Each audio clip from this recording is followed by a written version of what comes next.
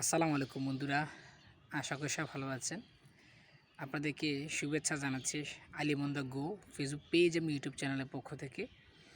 তো বন্ধুরা, আমি আজ থেকে প্রায় বেশ কিছুদিন আগে মনে হয় প্রায় ৬-৭ মাস আগে একটা ভিডিও রেকর্ড করেছিলাম, যেটা বলছিলাম যে আমাদের স্কুল এবং কলেজে বা মাদ্রাসায় যারা গভর্নিং বডির সভাপতি হবেন বা যারা সদস্য হবেন তাদের যোগ্যতা কেমন হওয়া উচিত, তাদের শিক্ষাগত যোগ্যতা কেমন হবে, এটা নিয়ে আমি একটা ভিডিও করেছিলাম। সেখানে আমি যথেষ্ট পরিমাণে আপনার আশ্বাস পেয়েছিলাম এবং কি ভালো লাগার কিছু কিছু বিষয় আমি পেয়েছিলাম, যার কারণে আমি আশ্বস্ত হয়েছিলাম। পরবর্তীতে দেখলাম যে সরকারও এই বিষয়টা নিয়ে খুবই সেন্সিটিভ এবং কি তারাও তাদের পক্ষ থেকে আপনার বিবৃতি দিয়েছে যে আসলে সত্যিকার অর্থে যারা স্কুল কলেজের সভাপতি নির্বাচিত হবেন তারা যেন আপনার গ্রাজুয়েশন হয়।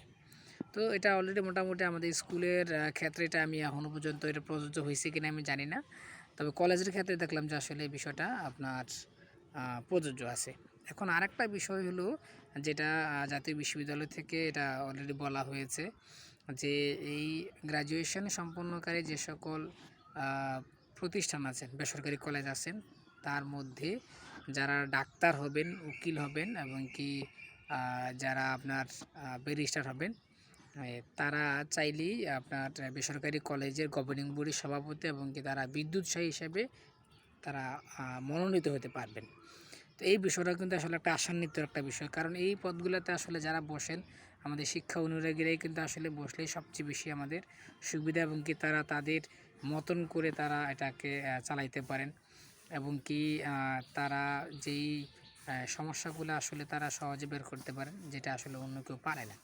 তো এই কারণে আসলে আমরা চাইবো যে এই পদগুলোতে যারা মূলত আসেন তারা যেন শিক্ষিত হন এবং মার্জিত হন।